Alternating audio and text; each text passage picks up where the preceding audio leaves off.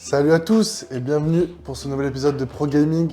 Aujourd'hui, j'ai le plaisir d'accueillir Rafik, éducateur spécialisé à l'arpège. On va commencer par refaire ton CV Ouais. du début. Ok. Au scolaire, t'es plutôt orienté vers la vente, donc j'ai fait un D'accord. BEP commerce, ensuite une première adaptation, j'ai passé un bac STT commerce et puis un BTS. Très rapidement, j'ai vu que ça ne me plaisait pas forcément et que c'était pas vers là où je voulais tendre. Et j'ai commencé à chercher, me poser des questions vers le social. Et j'ai commencé à faire un apprentissage moniteur éducateur dans une maison d'enfants à caractère social en 2006. Donc j'ai eu mon diplôme et j'ai signé un CDI là-bas en 2008 et jusqu'en 2017. Pardon. Donc je suis resté à peu près 12 ans là-bas. Et ensuite bon, j'avais fait le tour et du coup j'avais besoin de voir autre chose. J'ai fait 6 mois dans un CHRS en milieu diffus, donc c'est un hébergement de réinsertion sociale, mais là les gens avaient des appartements, c'était pas un foyer. Et j'ai fait que 6 mois parce que c'était un public adulte et moi je voulais vraiment rester avec le public jeune. Ensuite je suis parti pour l'étape 84. Donc là on est sur de la prévention en addicto et soins précoces. Donc j'étais sur la consultation jeune consommateur. Voilà. Et ensuite arpège depuis 2020 où là on est plutôt sur de l'intervention auprès des structures ASE et PJJ en milieu ouvert ou fermé. Donc on forme les professionnels et surtout les institutions donc sur comprendre qu'est-ce qu'une addiction, les notions, travailler un peu sur la représentation que peuvent avoir les professionnels des produits et essayer de construire un parcours de repérage précoce de consommation, de prévention et d'intervention. Et à l'arpège, donc, on parle d'addictologie, pardon. Oui. C'est quelque chose sur lequel tu as dû te former? Oui. Ou Oui, on est connaître obligé. un peu les choses un peu techniques? On est obligé même de se former parce ouais. que c'est déjà un champ qui est spécifique où si on n'a pas de connaissances, on est largué et accompagner des jeunes sur leur consommation sans avoir des notions de base et sans avoir des connaissances, c'est très compliqué. Non, je me suis formé, j'ai fait pas mal de formations et après j'ai aussi été accompagné et entouré par des professionnels à l'étape 84 qui avaient une grande expérience et des grandes connaissances. Du coup, ça m'a permis d'aller beaucoup plus vite dans mon évolution.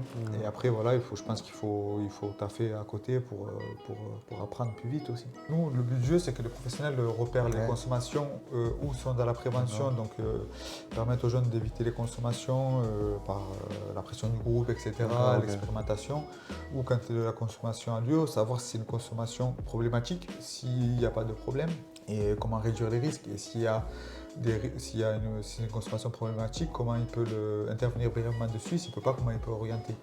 Après, c'est multifactoriel, c'est-à-dire qu'à un moment donné, il va falloir travailler sur le contexte de la consommation, qu'est-ce qu'on peut mettre comme action auprès du jeune pour qu'il puisse réduire sa consommation, mais aussi savoir pourquoi il consomme, à quoi il sert cette consommation. Et ça, c'est primordial.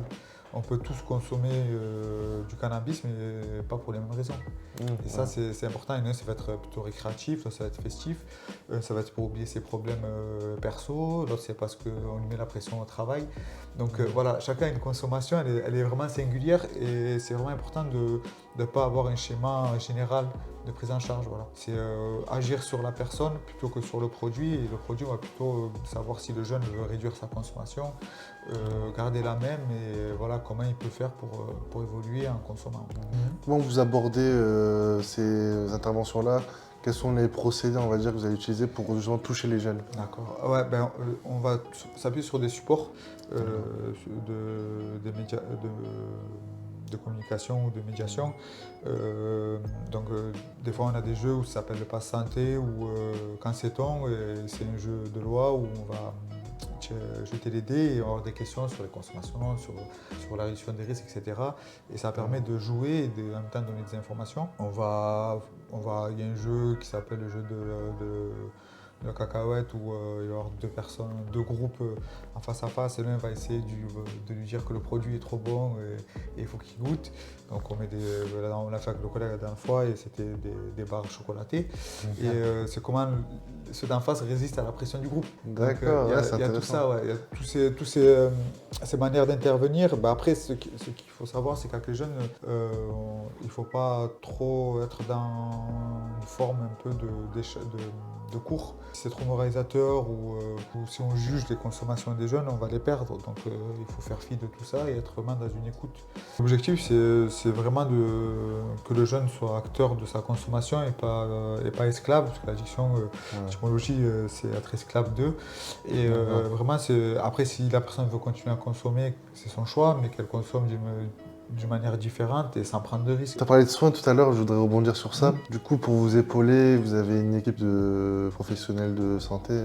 Alors quand on parle de soins, Ouais, ça bon. peut être le soin Ouais. psychique, c'est-à-dire qu'on travaille un peu sur le mal-être de la personne. Et comme tu as dit, parfois c'est plus profond et c'est là qu'il faut... C'est là où il faut agir, déconstruire, repérer l'expérimentation de la consommation, à quel moment elle a été quotidienne et qu'est-ce qui s'est passé à ce moment-là. Après, il peut y avoir dans les structures d'Annexapa, donc c'est les centres de soins d'accompagnement en prévention en addictologie, où on va avoir des médecins, des infirmières, etc., des psychologues, des psychiatres qui peuvent intervenir aussi auprès du jeune si le besoin se fait ressentir. C'est quoi le quotidien d'un éducateur en milieu fermé Un milieu fermé, donc en fait, J'ai toujours demandé, Ouais. parce qu'il y a Elias aussi qui est en milieu fermé et il me raconte un peu ce qu'il fait.